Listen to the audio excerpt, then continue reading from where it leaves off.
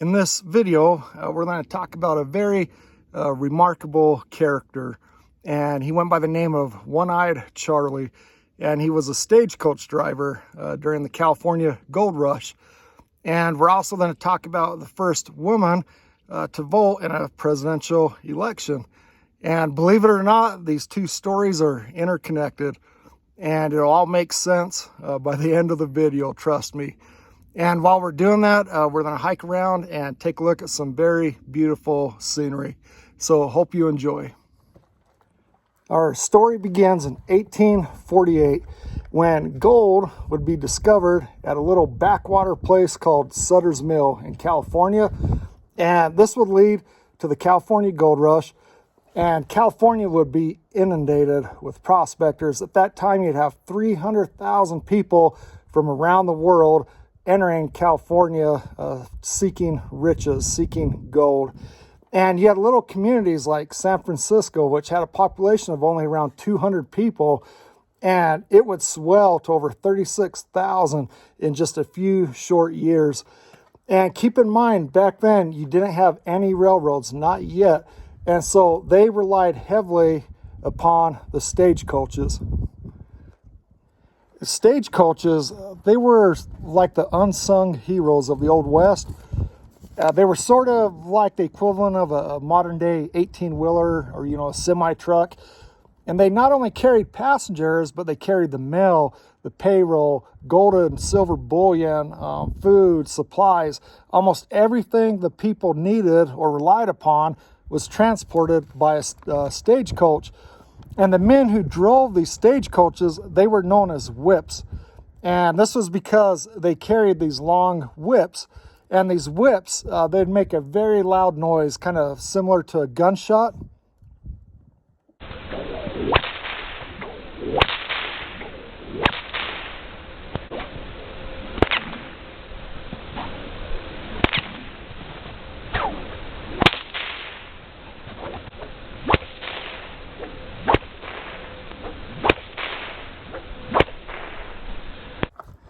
Now, unlike what many of us saw growing up, like on old Western movies or cartoons, they did not whip the horse.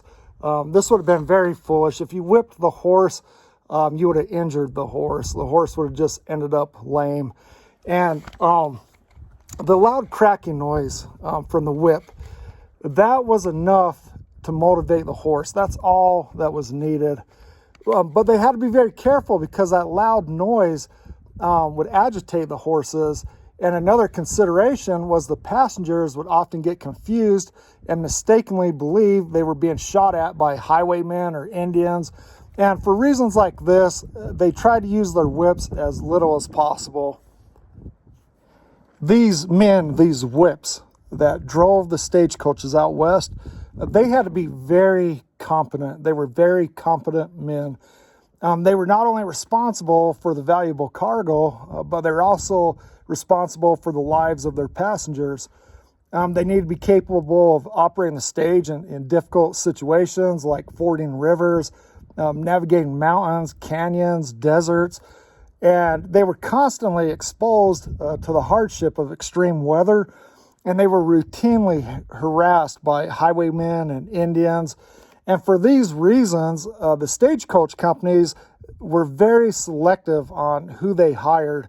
And these men, these whips, they were celebrated and admired in the Old West. They were very respected men. Now, one of the most famous whips during the California Gold Rush was a man by the name of Charlotte Parkhurst. And Charlie had been kicked by a horse and he lost his left eye. And so he wore this eye patch over his eye, kind of like a pirate. And so everybody called him One Eyed Charley. And that was the name he was pretty much known by. And One Eyed Charley, he was a scrawny little guy. And he loved to smoke these big cigars. He chewed lots of tobacco. And he could drink almost anybody under the table. It was said that One Eyed Charley was so good with a whip that during drinking contest, when they would all stand around and get drunk, that he could knock the cigar out of a man's mouth from 20 feet away. Charlie was very gifted. He was a very charismatic. He had a very charismatic personality. And for this, he was pretty much loved and respected by almost everyone. Now, Charlie, he was very revered as a stagecoach driver. And back then, during the gold rush, he was considered one of the best of the best. And on an example of this would be, there was this one occasion where his horses got spooked and they veered off the trail. And one of the wheels on a stagecoach hit something, and Charlie got knocked out of the stagecoach. His passengers, of course, they started to panic because they thought for sure they were going to crash. Somehow, miraculously, Charlie kept a hold of the reins, and he was able to gain control of the horses even while being dragged across the ground. And so, this was very impressive, and all the people in the stagecoach, they witnessed that event. And because of stuff like that, he really started to gain a reputation for himself during the gold rush. Now, back then, it was common for the stagecoaches to carry what was called a strong box. And these strong boxes, they'd be full of valuables. Think of like payroll or money or gold and silver, different valuables that the passengers wanted to lock away and stuff like that. And because of these strong boxes, the stagecoaches, they were a constant target of highwaymen, of robbers. And one of the most notorious highwaymen of that time was an outlaw by the name of Sugarfoot.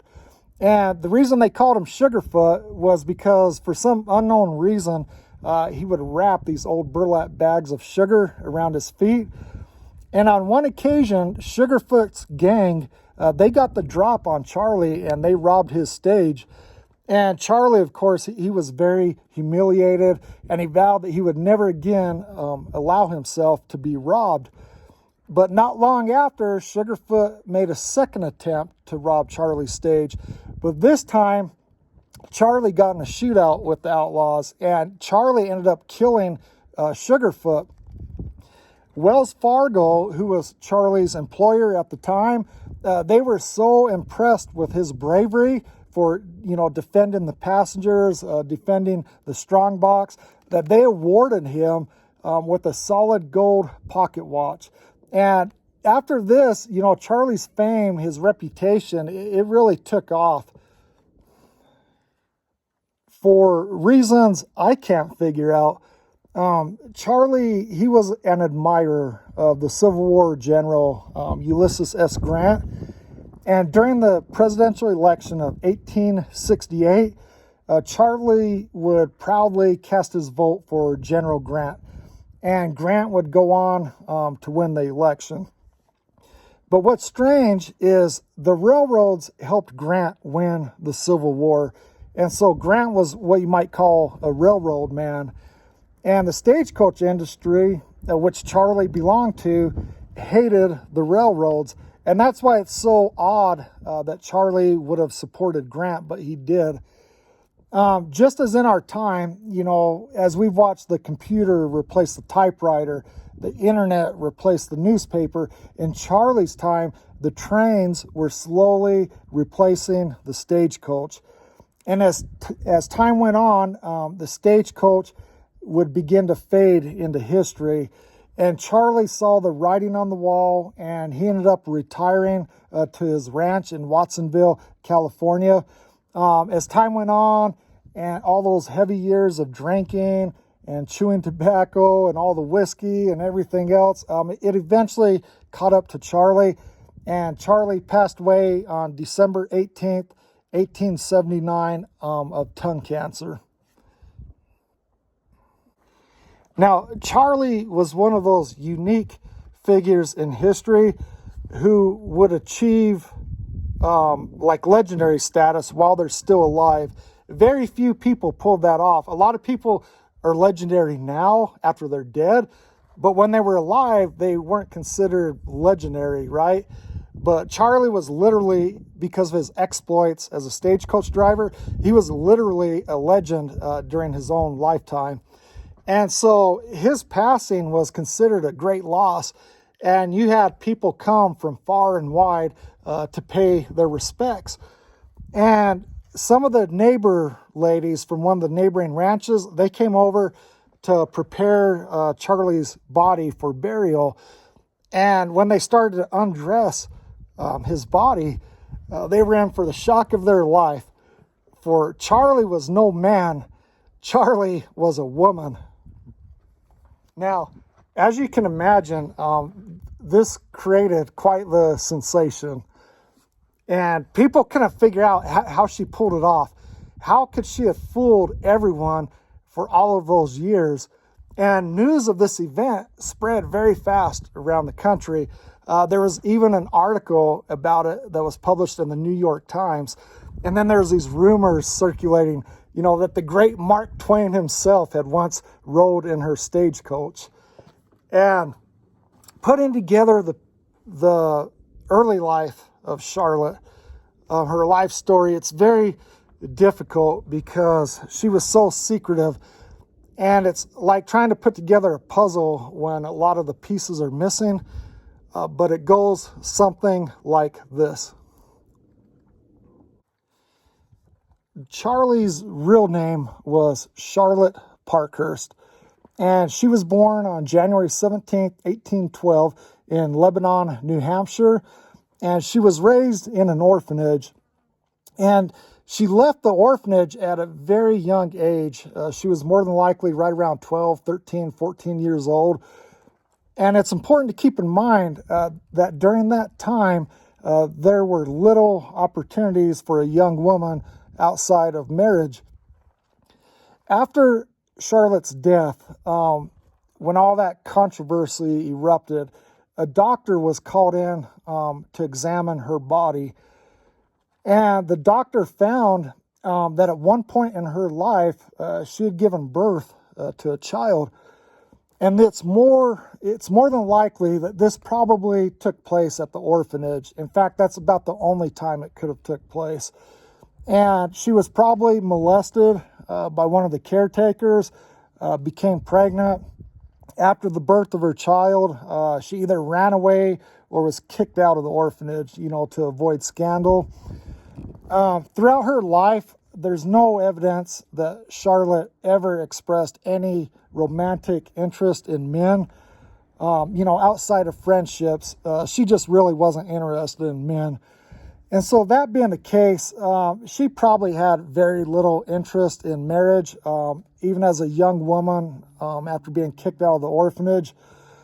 And after not choosing to go the marriage route, she quickly learned that her best chances of survival was to pass herself off as a young man. And that's exactly what she did. She ended up changing her name to Charlie. She cut her hair short, and she bought young men's clothing. Now, sometime shortly after leaving the orphanage, Charlotte was taken in by a man named Ebenezer Bulk. And Ebenezer, by all counts, treated Charlotte very kindly. There's no evidence at all to suggest that he ever took advantage of her in any way. And in fact, Ebenezer was probably the best thing that ever could have happened to Charlotte. Ebenezer maintained her secret, and more importantly, Ebenezer taught her to work with horses, taught her these valuable skills that would benefit her later on in her life. Now, Charlotte, like a lot of people during that time period, had caught wind of this discovery of gold being made at Sutter's Mill, California. And she set her sights on the California gold rush. And she ended up catching a boat, and she sailed from Boston to Panama, and then she sailed from Panama to San Francisco. And she knew how to work with horses from her time with Ebenezer. And she soon started to kind of gain a reputation for herself as somebody, who was good with horses. And she ended up gaining employment in the stagecoach industry. Now, some of the methods she used to hide her identity. keep in mind, Charlotte was very tiny. She was a tiny little thing. And she would wear men's clothing, but very baggy men's clothing. And this helped, to conceal her female figure. She continued to keep a man's haircut. After she was kicked by the horse and lost her eye, she wore an unusually large eye patch, and this helped hide her face. She developed the habit where she would sleep with her animals when out on the trail. And by doing this, she avoided having to sleep with the other men and women and risk giving up her identity. And through methods like this, she was able to maintain that secret for all of those years. Now, when Charlotte proudly cast her vote for President Grant in the election of 1868, she technically became the first woman to vote in a presidential election. And she deserves that honor. Now, the saddest part about her story is how little it's known. I'd never even heard of her, and I read a lot of history books. The first time I heard of Charlotte Parkhurst was a few years back, and I was reading a history book, and she was nothing but a footnote in that history book, which is very sad. There should be tons of books written about her. And that's why I wanted to share this information and do this video, because I think she deserves to be remembered. And if you think about it, she almost perfectly embodies the American spirit. She really does. She faced tremendous odds throughout her life, tremendous obstacles, but she overcame them. She was honorable, upright, fiercely independent. When faced with danger, she responded bravely. If you think about it, she was, truly a remarkable figure of the old American West. Charlotte is buried in the Pioneer Cemetery in Watsonville, California. And I'll throw up an image of her gravesite. And, thanks for taking the time to watch the video and learning a little bit about an unknown figure of the American West. And if you like these types of videos, let me know down in the comments or hit the like button, and because I'd definitely like to do more. And as always, thank you.